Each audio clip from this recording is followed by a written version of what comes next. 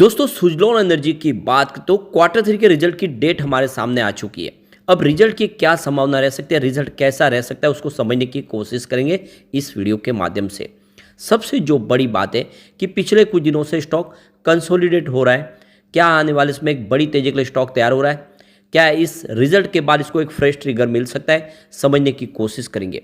वैसे तो यहाँ पे मार्केट एक्सपर्ट बहुत ज़्यादा बुलिश है सुजलॉन को लेकर, क्योंकि सुजलॉन जिस सेक्टर में काम कर रही है उस सेक्टर में आने वाले समय में बहुत सारी पॉजिटिव संभावना है। कंपनी विंड एनर्जी सेक्टर में लीडर कंपनी है और 2016 से ही कंपनी सोलर प्रोजेक्ट भी करती है।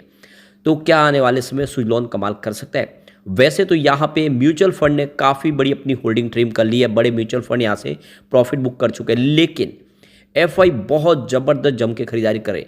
वो क्या इशारा है? क्योंकि एफआई हमेशा उसी स्टॉक में इन्वेस्टमेंट करते हैं जहाँ पे उनको कम समय में अच्छा प्रॉफिट मिलता है। तो क्या ये भी शॉर्ट टर्म में एक ज़बरदस्त रिटर्न देने को तैयार हो चुका है? जानेंगे इस वीडियो के माध्यम से। लेकिन फ्रेंड उससे पहले अगर आप पहली बार हमारे चैनल पे आए तो चैनल को सब्सक्राइब कर दीजिए, एक बेल आइकॉन दबा दीजिए ताकि जब भी नया वीडियो बने पहला नोटिफिकेशन आपको मिले। वीडियो पसंद आए तो लाइक शेयर जरूर कीजिए। चलो फ्रेंड्स वीडियो स्टार्ट करते हैं। मैं हूँ आपका दोस्त एस बी दवे और हमारे अपने चैनल ऑनलाइन कमाई में आपका बहुत बहुत स्वागत है। तो सबसे पहले आज अगर हम बाजार की बात कर ले तो बीएसई सेंसेक्स ने आज शानदार तेजी बताई है। 71,060 के स्तर पे 689 पॉइंट की तेजी थी, यानी 0.98% अप पर क्लोजिंग दिया बाजार ने, यानी लगभग 1% की तेजी।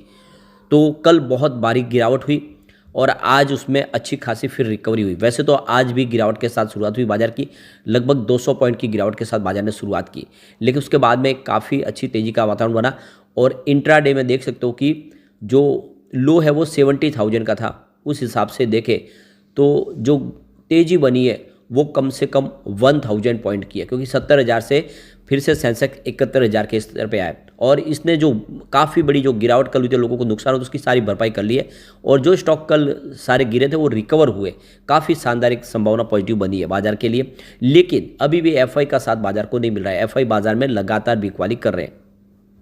अब बाजार को लेकर जियोजित फाइनेंशियल सर्विस की तरफ से जो उनके चीफ इन्वेस्टमेंट स्ट्रेटेजिक ऑफिसर है वीके विजय कुमार, उनका कहना है कि बाजार इस समय एक्सपेंसिव लग रहा है। एफआई को खास करके इस लेवल पे प्रॉफिट बुकिंग करने की संभावना उनकी तरफ से बनी हुई है। एफआई लगातार बाजार में बिकवाली कर रहे हैं और लास्ट 5 दिन में ही उन्होंने 27,830 करोड़ का बड़ा निवेश अपना बेचा है और अपनी प्रॉफिट बुकिंग की है।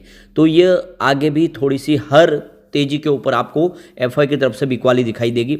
अभी फिलहाल बाजार में एक तरह से देखें तो बड़ी तेजी की संभावना नहीं दिखाई दे रही है। बाजार कंसोलिडेट हो सकता है और ऐसे में अगर कोई फ्रेश इन्वेस्टमेंट करना चाहता है तो अभी बाजार में थोड़ा सा मार्केट को स्टेबल होने दें, वेट करें, उसके बाद में ही फ्रेश एंट्री करें। तो कुल मिला के वीके विजय कुमार का कहना है कि इस समय फिलहाल बाजार में फ्रेश एंट्री का मौका नहीं है। अब सुजलॉन एनर्जी की बात करें, स्टॉक की शुरुआत हुई 41.60 पर, पॉजिटिव शुरुआत हुई। कल की क्लोजिंग 41.15 के आसपास थी। इंट्राडे में यही 41.60 का हाई है, लेकिन लो है वो 40.35 का है। तो स्टॉक में गिरावट भी हुई, देख सकते हो कि प्रॉफिट बुकिंग हाई हुई यहाँ पे, लेकिन क्लोजिंग पॉजिटिव रही है 41.20 पर, 0.12% की तेजी के साथ। और ये काफ़ी बड़ा शुभ संकेत है कि निचले लेवल से फिर से खरीदारी लौट के आती है। वैसे सुजलॉन में जो तेजी बनी, इससे पहले स्टॉक बहुत समय तक कंसोलिडेट हुआ है। आप देख ही सकते हो कि 6 रुपये के आसपास स्टॉक था, स्टॉक 15 मार्च 2019 को, और इसमें बीच में जरूर 2 बार 12 रुपये के आसपास स्टॉक गया, लेकिन लगातार उस लेवल के आसपास रहा और ये पीरियड बहुत लंबा चला। आप देखें तो 21 अप्रैल 2023 तक आपको स्टॉक 7 रुपये के आसपास दिखाई देगा। तो कम से कम 3-4 साल तक स्टॉक में कोई खास तेजी नहीं बनी, लेकिन जब दौड़ने लगा तो आप देख ही सकते हो कि जो स्टॉक 7 रुपये के आसपास था 21 अप्रैल 2023 को, वो 44 तक पहुंच गया 17 नवंबर को। तो ये कम पीरियड में आप देख सकते हो स्टॉक ने एक ज़बरदस्त तेजी बताई और ऐसे में ये जो कम पीरियड के अंदर जो बड़ी तेजी बनी है तो थोड़ा सा स्टॉक में तो ठहराव दिखाई देगा, लेकिन जल्दी आप एक शानदार तेजी की संभावना फिर बनेगी। तो लॉन्ग टर्म इन्वेस्टर के लिए अच्छा मौका है कि खरीदारी करे इस लेवल पे। वॉल्यूम आज थोड़ा सा कम था, पिछले 1 महीने पहले इसका 7 करोड़ का वॉल्यूम था, 6 करोड़ की डिलीवरी उठाई गई थी। 1 वीक पहले 9 करोड़ का वॉल्यूम होता, 5 करोड़ की डिलीवरी उठाई गई थी। कल 7 करोड़ का वॉल्यूम होता, 5 करोड़ की डिलीवरी उठाई गई थी और आज 4 करोड़ का वॉल्यूम हुआ। अब यहाँ पे जो सबसे बड़ी बात है कि कंपनी ने अपने क्वार्टर 3 के लिए रिजल्ट की डेट का ऐलान कर दिया है। तो यहाँ पे देख सकते हो कि 31 जनवरी 2024 को कंपनी ने अपनी डेट का ऐलान कर दिया है रिजल्ट के लिए। बुधवार को रिजल्ट होगा। यहाँ पे देख दो कि इनसाइडर ट्रेडिंग के लिए ट्रेडिंग विंडो को क्लोज कर दिया गया जब से रिजल्ट की संभावना बनी है। अब ये ट्रेडिंग विंडो खुलेगी, देख सकते हो कि यहाँ पे 3 फरवरी को सैटरडे को और यहाँ पे डेट आ चुकी है। तो कंपनी से संबंधित जो भी है, चाहे एम्प्लॉयज़ हो या बोर्ड के मेंबर हो या फिर प्रमोटर ग्रुप से, सबके लिए ट्रेडिंग विंडो क्लोज है और ये 3 फरवरी से खुलेगी। इसकी डेट यहाँ पे आ चुकी है। यहाँ पे देखिए सेम डे ही कंपनी अपनी कॉन्फ्रेंस रखेगी जो अपना रिजल्ट है उसके अपने एनालिस्टों के साथ में डिस्कस करने के लिए। यहाँ पे उसकी टाइमिंग भी आ चुकी है। तो यह शाम को 5 बजे से लेकर 6:30 बजे तक इसकी टाइमिंग दी गई है। और ये समझ सकते हो कि इसमें कंपनी की तरफ से जो इनके चीफ एग्जीक्यूटिव ऑफिसर है जेपी चलसानी और हिमांशु मोदी CFO इस रिजल्ट के बारे में सारी जानकारी देंगे। अब यहाँ पे रिजल्ट की बात करें, पिछले साल दिसंबर 2022 में इनका रिवेन्यू था वो 1464 करोड़ के आसपास था, जो सितंबर में देख सकते हो कि कम होके 1429 करोड़ के आसपास आया। तो इस बार आशा करें कि रिवेन्यू बढ़ता हुआ दिखाई देगा, क्योंकि पिछले दिनों काफ़ी ज़बरदस्त इन्होंने ऑर्डर एग्जीक्यूट किए, लगातार इनकी ऑर्डर बुक बढ़ रही है। इसके अलावा अगर हम बात करें प्रॉफिट की, तो दिसंबर 2022 में 78.28 करोड़ के आसपास था, जो सितंबर 2023 में बढ़ के 102 करोड़ तक पहुंच गया। और इस बार भी प्रॉफिट बढ़ने की पूरी उम्मीद है, काफ़ी अच्छा बिजनेस बढ़ रहा है और लग रहा है कि इस बार शानदार संभावना रिजल्ट की बनेगी। वैसे नेटवर्थ जो लगातार निगेटिव था वो भी पॉजिटिव हो चुका है। 2023 में कंपनी ने अपना सारा कर्ज खत्म किया है।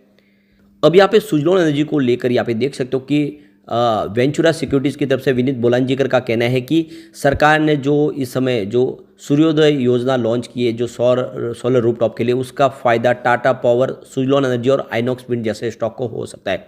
इसके पीछे वजह कि सुजलॉन एनर्जी भी सोलर प्रोजेक्ट अब करती है। 2016 से उन्होंने सोलर प्रोजेक्ट में भी हाथ आजमाने शुरू कर दिए। तो उनके हिसाब से इन स्टॉक को खरीदना चाहिए, इसका बेनिफिट आने वाले समय देखने को मिल सकता है। तो विनीत बोलांजीकर ने सुजलॉन में खरीदारी की सलाह दी है।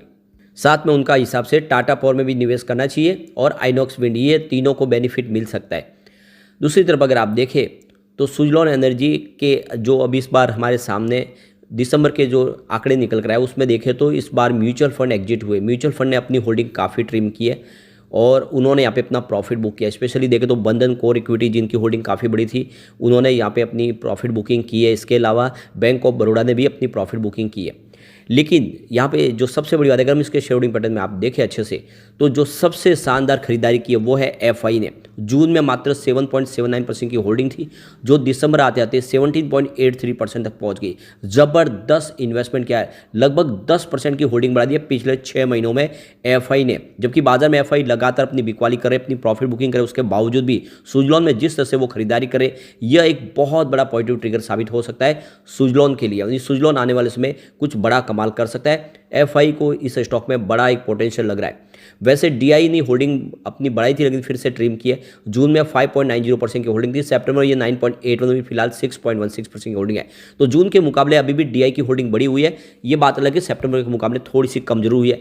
ओवरऑल देखें तो काफ़ी शानदार प्रदर्शन है। वैसे यहाँ पे जनरल पब्लिक की होल्डिंग बहुत ज़बरदस्त कम हुई है, 71.78% की होल्डिंग थी जून में, जो इस समय 62.74% के आसपास आ गई।